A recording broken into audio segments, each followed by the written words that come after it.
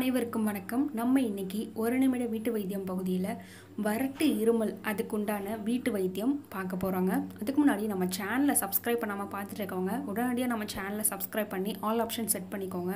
அப்போ தான் நான் போடக்கூடிய எல்லா வீடியோஸோட நோட்டிஃபிகேஷனுமே உங்களுக்கு காட்டும். இப்போ வாங்க வீடியோக்குள்ளே போகலாம். ஜலதோஷம் பிடிக்கும்போது இல்லை காய்ச்சல் வரும்போது நிறைய பேருக்கு இருமல் வர்றதுக்கான வாய்ப்புகள் இருக்குது. ஆனால் இந்த வறட்டு இருமல்ன்றது பார்த்திங்கன்னா சளி இல்லாத போது வறட்டு இருமலாக உங்களுக்கு வருங்க. அது அடி வயிற்றுலேருந்து இந்த தொண்டை வரைக்குமே சளி இல்லாமல் உங்களுக்கு வறட்டு இருமலாக வரும். அந்த மாதிரி வரக்கூடிய இருமலுக்கு என்ன வீட்டு வைத்தியம் பார்க்கலான்றது இப்போ பார்க்கலாம். உங்கள் வீட்டை அஞ்சரை பெட்டியில் இருக்கக்கூடிய ஜீரகம் இருக்குது இல்லைங்களா, அந்த ஜீரகம் எடுத்து வெறும் வாணலியில் வறுத்துக்கோங்க. வறுத்து பவுடர் பண்ணி வச்சுக்கோங்க.